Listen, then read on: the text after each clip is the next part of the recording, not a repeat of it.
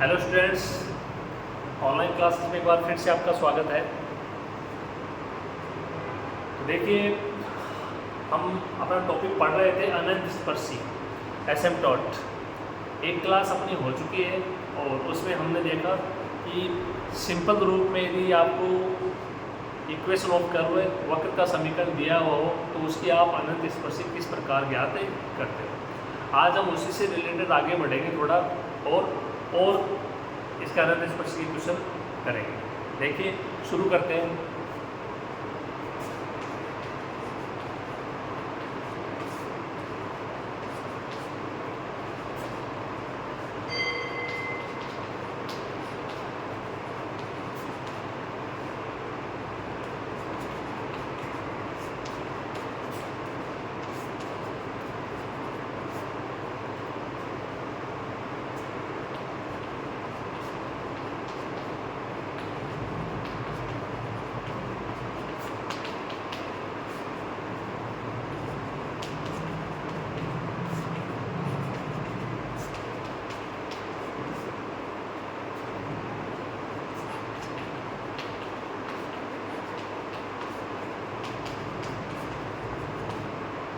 इस लाइन को आप ध्यान से पढ़िए। देखो क्या कह रहा है ये कि यदि phi n n is equal to 0 से n के दो मान समान प्राप्त होते हैं तब n के संगत c का मान निम्न प्रकार ज्ञात किया जाता है।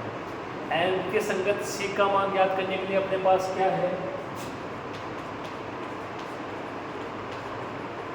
अपने पास ये मान है minus phi n minus 1m upon phi n n. अब इसके बजाय अगर इससे ज्ञात यहाँ पे जो लिखेंगे उससे ज्ञात करेंगे तो देखो इसका मतलब क्या है इसका मतलब है कि इससे m का कोई इसमें मान कोई तो c का मान ज्ञात करना संभव नहीं हो, इसलिए तो इसकी जरूरत पड़ी। देखो क्या कर रहा है, phi n m is equal to 0 से n के दो मान समान हैं।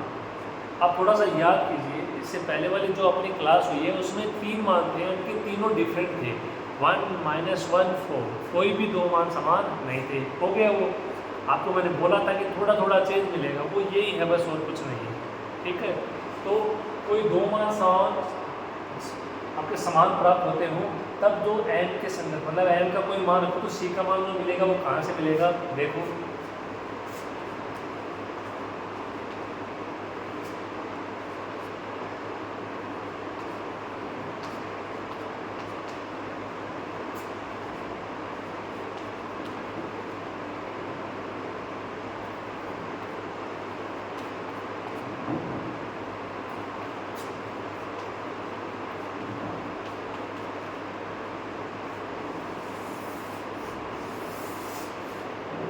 ये देखिए, ये 1/2 c square phi n n double dash है प्लस c हाई डेस ये n-1 n plus phi n-2 n is equal to 0। इसकी सहायता से फिर c का मान ज्ञात होगा। ये किसके लिए है, दो मान समान प्राप्त हो। ठीक है, थोड़ा आपको मुश्किल लग रहा होगा लेकिन देखो इसी से अपन तीन मानों के लिए वो लिखते हैं, उससे क्या थोड़ी कंपेरिजन में आई ये आसान हो जाएगा, याद रखना भी आसान हो जाएगा। देखिए कैसे,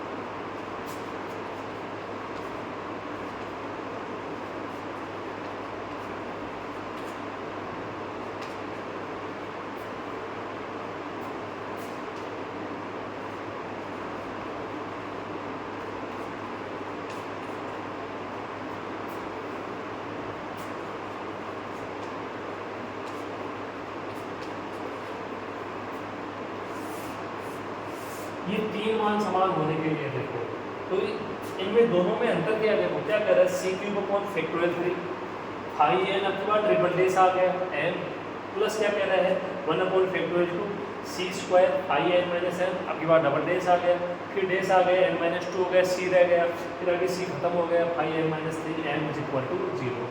दोनों में कंपेयर करोगे तो थोड़ा याद रखना इजी हो जाएगा। ठीक है, देखो डबल डेस डेस है ही नहीं अवकलन, ट्रिपल डेस, ये डबल डेस, वन डेस, और ये मतलब एक बार डेस है और ये है ही नहीं यहाँ पे।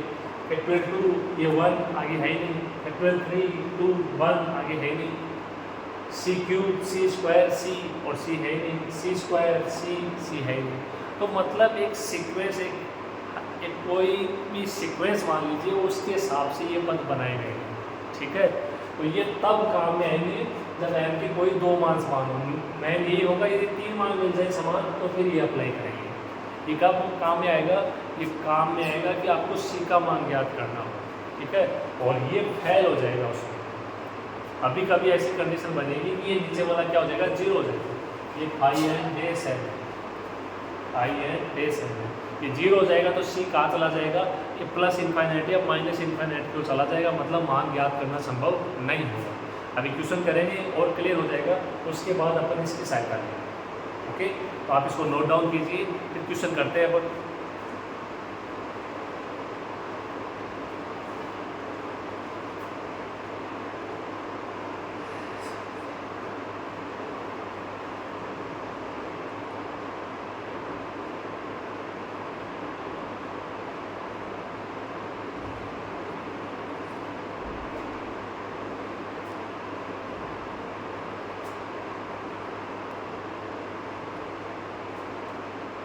अभी आपके सामने एक क्वेश्चन है, देखिए बहुत अच्छा क्वेश्चन है, आया हुआ क्वेश्चन है, इंपॉर्टेंट क्वेश्चन है। क्या कह रहा है? निम्न वक्र की अनंत स्पर्शिया ज्ञात कीजिए। कह रहा है कि x cube plus y x square minus x y square minus y cube minus 3x minus y minus 1 is equal to 0। इतना देख लिया होगा आपने। उस तक घात है वो 3 है, यहाँ तक 2 इसमें नहीं है, मतलब 2 घात के पद नहीं है, फिर 1 घात के पद है, फिर कॉन्स्टेंट है, ठीक है। तो आइए इसको लिखते हैं। पहले तो एक चीज़ इसमें आप और सुन लीजिए, यदि इसमें जो आपकी अधिकतम घात है उसके गुणांक यदि अचर हों, जैसे एक्स क्यूब और वाई क्यूब का गुणांक का 1 और -1, तो क्या होता है कि जैसे यदि इनके गुणांक अचर हों तो यहाँ पे अक्षों के समांतर कोई भी अनंत स्पर्शिया नहीं मिलती। ये कॉन्सेप्ट है।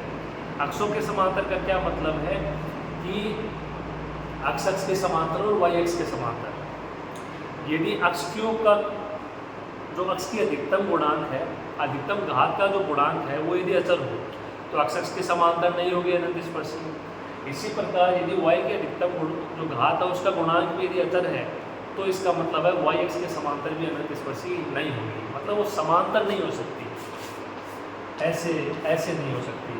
इसके समांतर ये होगी, इसके समांतर ये होगी, ऐसा नहीं होगा, ठीक है। तो ये कॉन्सेप्ट है, इसी का कॉन्सेप्ट है, ठीक है। तो आप थोड़ा सा याद रख लेना, और यदि आपको लिखना हो तो आप इसको नोट डाउन भी कर सकते हो कि यदि एक्स एवं वाई की अधिकतम, एक्स एवं वाई की अधिकतम घात का गुणांक अचर हो तब एक्स अक्ष व वाई अक्ष के समांतर कोई भी अनंत स्पर्शियाँ विद्यमान नहीं होगी। आप ये पॉइंट है वो नोट लगा के लिख लेना, ठीक है। देखिए शुरू करते हैं।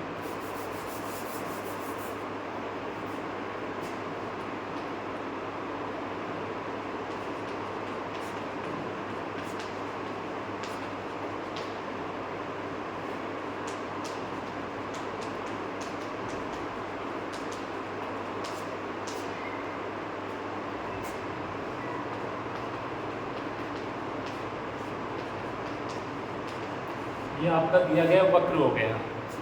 हमने देखा कि इसमें अधिकतम घात है वो 3 है, तो 3 घात वाले सारे पदों को एक जगह लिख लिया। 2 घात वाले पद है नहीं, 1 घात वाले पद को एक जगह लिख लिया और कांस्टेंट पद हो गए, ठीक है। इतनी बात।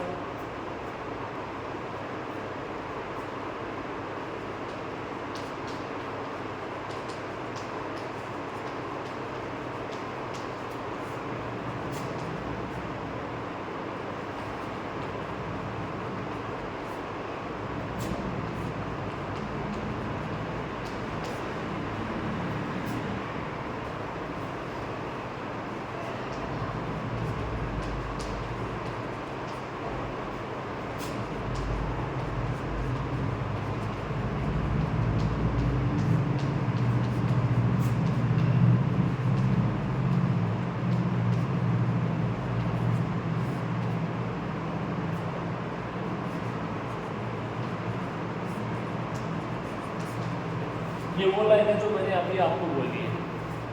इसमें क्या है कि x और y की उच्चतम घात के गुणांक क्या है, अचर है। अचर है इसका मतलब तब अक्षों के समांतर कोई भी अनंत स्पर्शी विद्यमान नहीं होगी। तो x और y की उच्चतम घात का गुणांक का क्या मतलब हो गया कि x क्यूब और y क्यूब के गुणांक।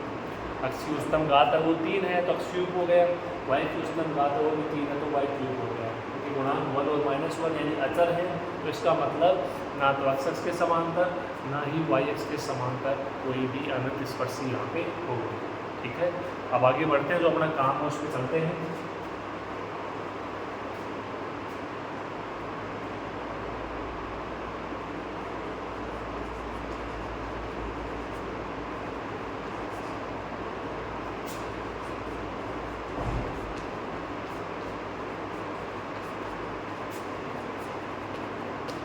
x इज इक्वल टू 1 और y is equal to n। इससे क्या याद करेंगे, फाई 3n। फाई 3n क्या है, फाई n है।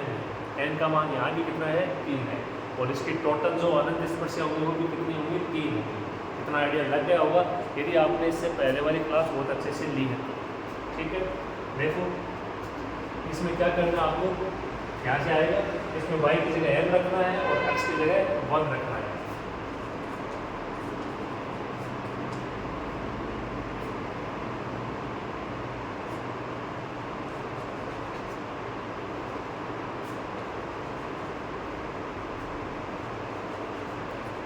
ये आपका फाई 3n का मान आ गया। फाई 3n का मान आ गया, इसकी जगह 1 हो गया, y की जगह n, तो ये प्लस n बनेगा, यहाँ से x की जगह 1 हो गया, यहाँ से माइनस n स्क्वायर हो जाएगा, माइनस n क्यूब हो जाएगा। अब देखिए डेस वगैरह वो तो आपको मान याद करने पड़ेंगे, कौन से याद करने पड़ेंगे, लेकिन सबसे पहले हम n याद कर लेते हैं। n याद करने के लिए क्या करते हैं, इसके मान को 0 के बराबर रख देंगे।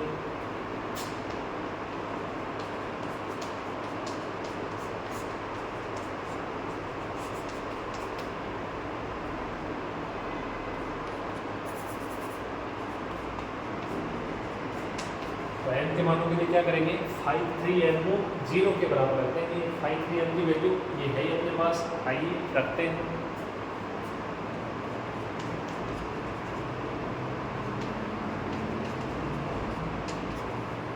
One plus n minus n square minus n cube is equal to 0। अब ये फिर से ये 3 घात में समीकरण है, और ये 3 घात में समीकरण है तो इसके n के कितने मान आएंगे, 3 मान आएंगे। अब समीकरण को सोल्व करना तो देखो आना चाहिए, ये तो बहुत छोटी क्लास की बात है। अब ये ऐसे होंगी कैसे नहीं होंगी ये आपको मैंने भी बताया है और आपको आना चाहिए। ये आप इस स्टैंडर्ड पे आए हैं तो एक 3 घात की समीकरण से कम आप उस समीकरण के 3 मूल तो निकाल सकते हो, 3 मान तो ज्ञात कर सकते हो। आप निकालिए, इसमें पहले कोशिश कीजिए और फिर मैं निकालता हूँ, आप देखना देखिए सेम है या नहीं है। तो आप ईमानदारी से पहले इसके मूल ज्ञात कीजिए।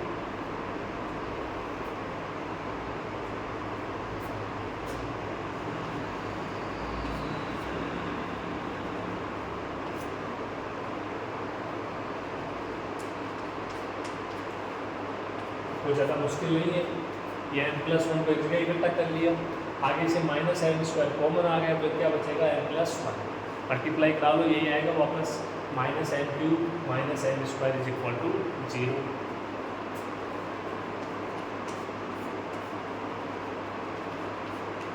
n+1 कॉमन लेते क्या बचेगा, ये 1 माइनस n स्क्वायर,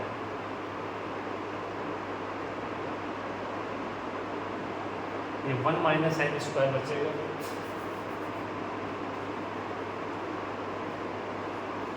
यहाँ से माइनस को आप कॉमन ले लीजिए एक बार,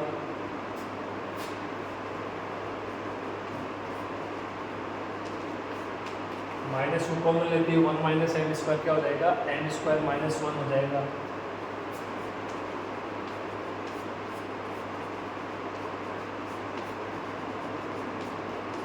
ये माइनस आपका हट जाएगा, n स्क्वायर माइनस 1 के फैक्टर n+1 -1। तो n के देखिए कौन कौन से मान आ जाएंगे,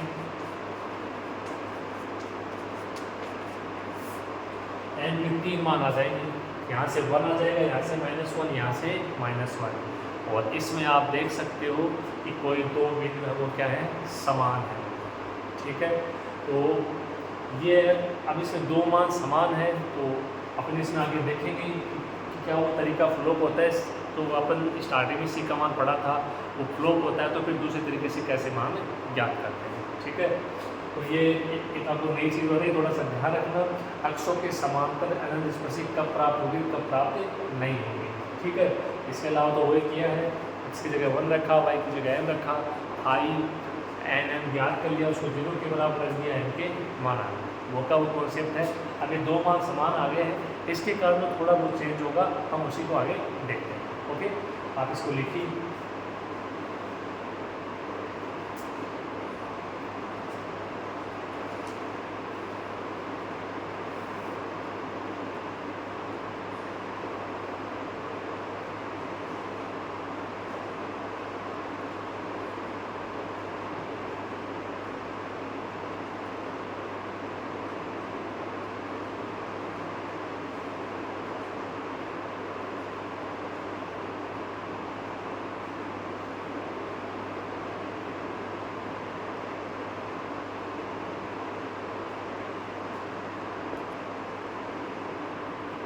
देखिए m के 3 मान ज्ञात कर लिए, अब अपने को c के मान चाहिए, और c के मान के लिए आपको पता है कि अकेले 5 से काम नहीं चलेगा, इसका डेरिवेटिव भी चाहिए और इसे के कम वाला भी चाहिए। तो सबसे पहले देखो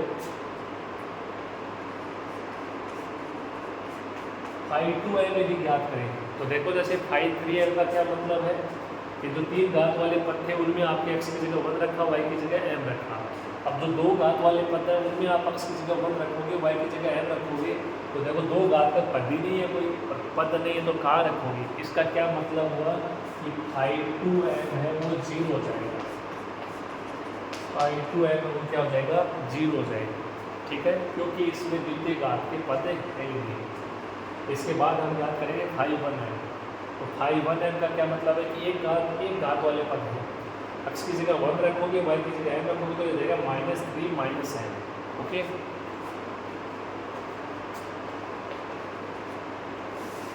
ये phi1m हो गया।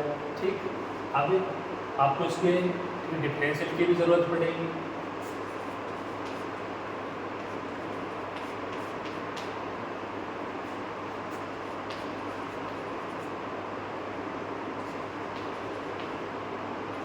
phi3 से m कितना हो जाएगा, ये 0 हो जाएगा, ये 1 -2m माइनस का 3m²।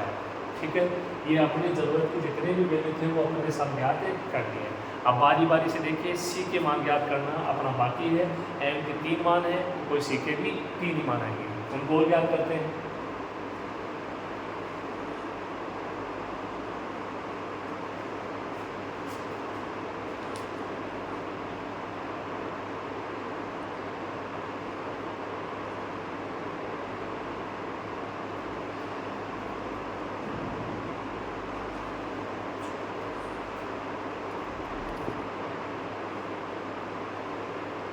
देखिए ये अपने कुछ मान है, m का मान अपने पास है, तो हम उन पर ज्ञात करते हैं। कि मान थे 1 -1 -1।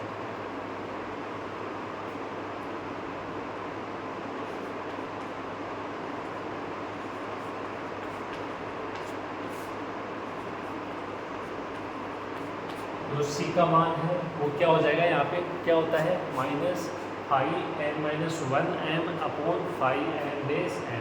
n का मान 3 है, तो ये यहाँ पे 2 हो जाएगा, ये 3 हो जाएगा। ठीक है, अब phi2m देखिए, phi2m है 0। ठीक है, लेकिन ये 0 है कहाँ पे, n का मान आपने कितना रखा है, 2 रखा है। ठीक है, n का मान है 2। ठीक है, तब ये कितना है, 0 है आपका। ओके,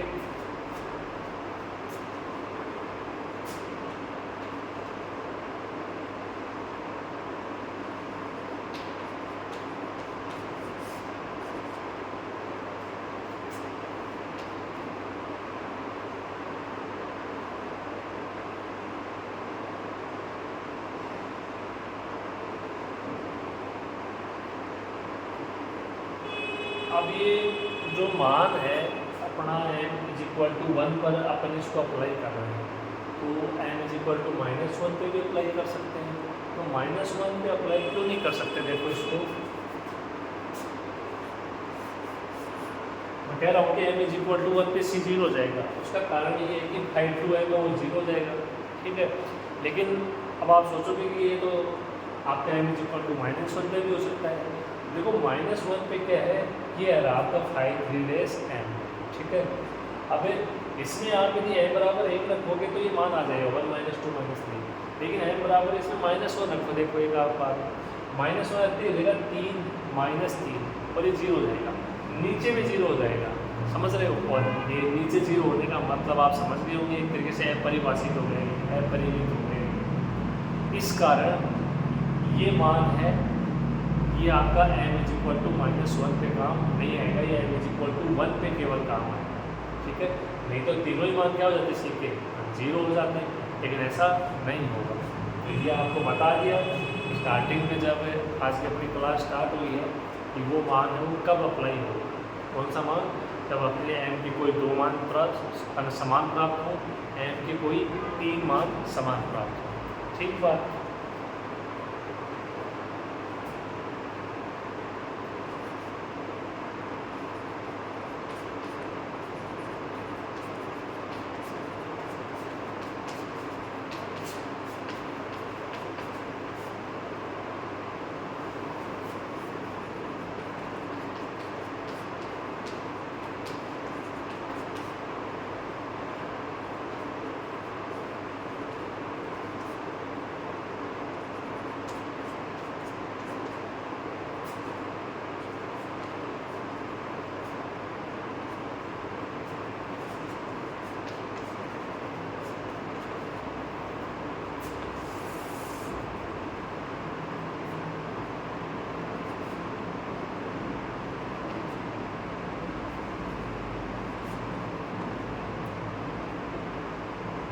ये था, आप देख लीजिए, चेक कर लीजिए एक बार।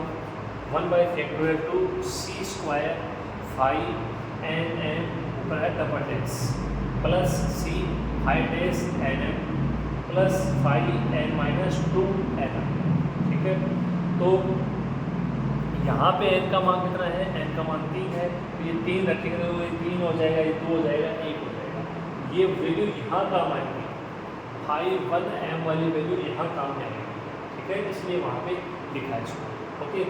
अब यहाँ पे ये आपका मैन है, इतना आपने देख लिया कि n का मान इसमें कितना है, 3 है, तो n को है वो 3 के अकॉर्डिंग यहाँ पे सेट कर देंगे अपन।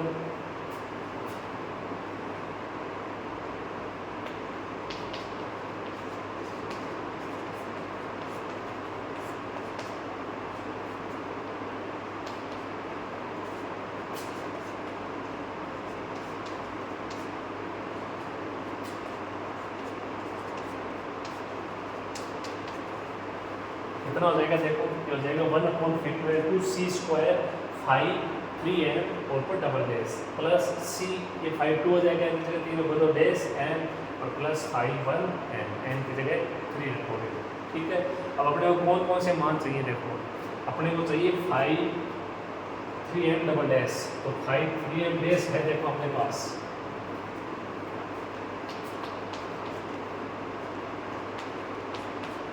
तो फाई 3 डबल डेस n कितना हो जाएगा, देखो यहाँ से इसका एक बार और करेंगे, इसका एक बार और करेंगे, कितना हो जाएगा -2 और -6n, -2 -6n। फाई 2 डेस n है वो कितना हो जाएगा, 0 हो जाएगा, क्योंकि 0 का जो आपका अवकलन होता है वो 0 ही होता है, ठीक है। और क्या चाहिए, फाई 1 है, फाई 1 है अपन निकाल चुके हैं, ठीक है। देखिए इसमें अप्लाई करते हो आप यहाँ पे, फाई 3 डबल डेस n का मान कितना है, -2 -6n,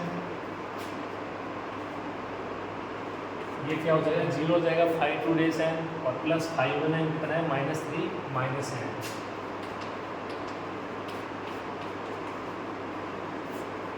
इसको आपको हल कर लेना है और c का मान आ जाएगा n के बराबर।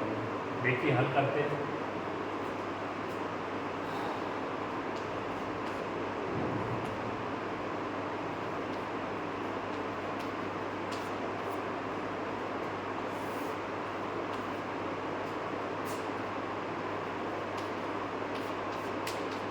तो -2 कॉमन लोगे यहाँ से, कितना बच जाएगा 1 + 3m, ठीक है। c² आपका है इक्वल टू 2 हो जाएगा, ये 0 हो जाएगा, माइनस कॉमन तो m + 3। हल कर लीजिए इसे, 2 से 2 कैंसिल हो जाएगा,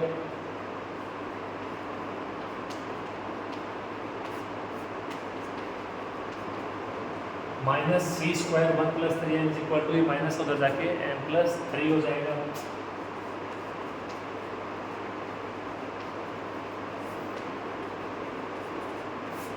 तो c² का मान कितना हो जाएगा, c² का मान हो जाएगा, ये उधर जाएगा -m + 3/3m + 1, ठीक है। अब इसमें आप m की जगह क्या रखोगे -1, क्योंकि जो रिलेशन आया है ये किसके लिए आया है, जब m के कोई दो मान समान हो, ठीक है। कोई दो मान समान होंगे तो यहाँ से आराम से इसको आप याद कर सकते हो, इसमें रख दो -1, ठीक है। c के भी कोई दो मान आ जाएंगे आराम से, c² है, ओके। तो m = 1 पे तो c 0 हो गया, m = -1 पे मान यहाँ से आ जाएगा, क्लियर। लिखिए इसे,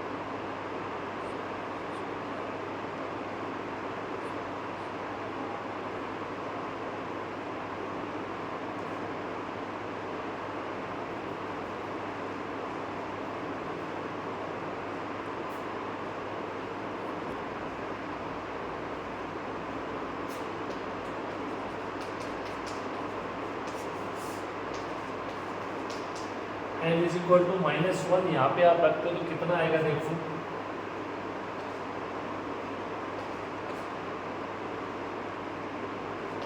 यही बचेगा, देख लो, -1 + 3 तो 2 हो जाएगा, ये यहाँ माइनस रखो, आज 1 रखते हो तो -3 + 1 तो ये -2 हो जाएगा, 2/-2, -1 करने से c² का मान हो जाएगा 1, c² का मान 1 होगा तो c कितना हो जाएगा यहाँ पर अंडर रूट के कारण +-1, एक का करोगे स्क्वायर तो भी 1 आएगा, -1 का करोगे तो भी 1 आएगा, तो c का मान क्या हो जाएगा +-1। कोई दो वैल्यू अपने को लिखनी थी इसलिए अपन ने +-1 लिया है। तो m = 1 पे c = 0 आया, m = -1 दो बार था, उसके लिए c के दो मान आ गए, कितने +-1। अब हम फाइनल आंसर देखने जा रहे हैं,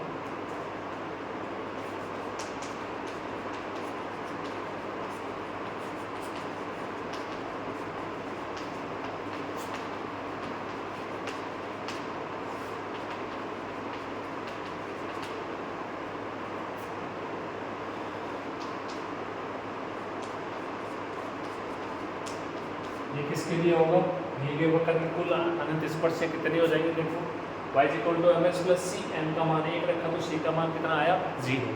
तो पहली लाइन क्या हो जाएगी, पहली अनंत स्पर्शी हो जाएगी y = x। अनंत स्पर्शी बोल दो, सरल रेखा बोल दो, स्पर्श रेखा बोल दो, जो भी बोलो, लेकिन यहाँ पे अनंत स्पर्शी बोलेंगे तो बेटर रहेगा, ठीक है। y = x।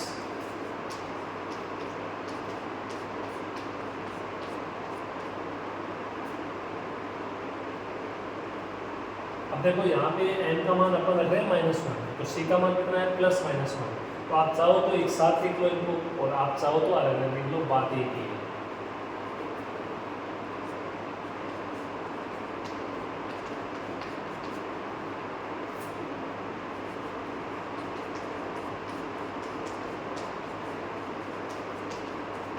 तो m का मान दोनों वाली -1 रखा, तो c का मान एक बार +1 एक बार -1, तो y = -x + 1 और -x -1, ठीक है। इन दोनों को मिला के आप ऐसा भी लिख सकते हो, y = -x + -1, ठीक है। ये आपकी कुल अनंत स्पर्शी हो जाएंगी, जो दिया गया वक्र है इसकी टोटल अनंत स्पर्शी हो जाएंगी। उस्तंगात, यहाँ भी 3 थी, अनंत स्पर्शिका कितनी आ रही है, टोटल 3। इससे पहले वाली क्लास और ये जो क्लास है इसमें यही अंतर है कि m के कोई 2 मान समान आ गए, समान के कारण आप अनंत स्पर्शिक में कितना चेंज करते हो, कैसे करते हो, बस वही है, और बाकी इसमें कुछ भी चेंज नहीं है, आपने देख लिया है यदि आपने इससे पहले वाली क्लास अच्छे से पढ़ी है तो। ठीक है, तो कुछ भी नहीं करना है, फाई एन एम आपको ज्ञात करना है, उसको 0 के बराबर रख दो, एम के मान आ जाएंगे। सी का मान ज्ञात करने के लिए आपको सी का मान एम के पदों में चाहिए, फिर एम रखोगे तो सी आ जाएगा, उसके लिए minus phi n minus 1 m upon phi n dash है। लेकिन ये कब है, जब एम के मान डिफरेंट हो, 2 मान समान हो, 3 मान समान हो, उसके लिए आप लिखवा दिया है, और यदि 4 मान 5 मान समान हो तो भी आप उस हिसाब से लिख सकते हो, आपको वो समझ में आना चाहिए, दोनों आपको लिखवाए हैं। एक तो 4 से स्टार्ट हो जाएगा, सी की पावर 4 हो जाएगी, वगैरह वगैरह। ठीक है, तो ये सी स्क्वायर है, या कोई 3 मान समान हो, 4 मान समान हो, तो ये आपको लिखना आना चाहिए, 2 आपको लिखवाए हैं। तो यहाँ पे कोई इस क्वेश्चन में कोई 2 मान समान थे, हमने उसका यूज किया। ठीक है, सी का मान आ गया एम के पदों में, और उस एम का मान रख दिया अपन ने -1, कि जो मान समान है उसी को रखना है, और उसको रखते ही सी के 2 मान आ जाएंगे +-1। y = mx + c में एम के मान रखोगे, सी का मान रखोगे, फाइनल आंसर। तो देखो मेरे हिसाब से तो इसमें कुछ है ना ज़्यादा डिफिकल्ट नहीं है। ठीक है, बस थोड़ा सा ध्यान दोगे, आराम से आपका अनंत स्पर्शिका एसिम्प्टोट का क्वेश्चन सही हो जाएगा। ओके, तो आज की क्लास में इतना ही पढ़ेंगे हम, नेक्स्ट क्लास होगी उसमें और अपन अनंत स्पर्शी से रिलेटेड क्वेश्चन करेंगे। ओके, तो आप अच्छे से पढ़ना, बहुत बहुत धन्यवाद, थैंक यू।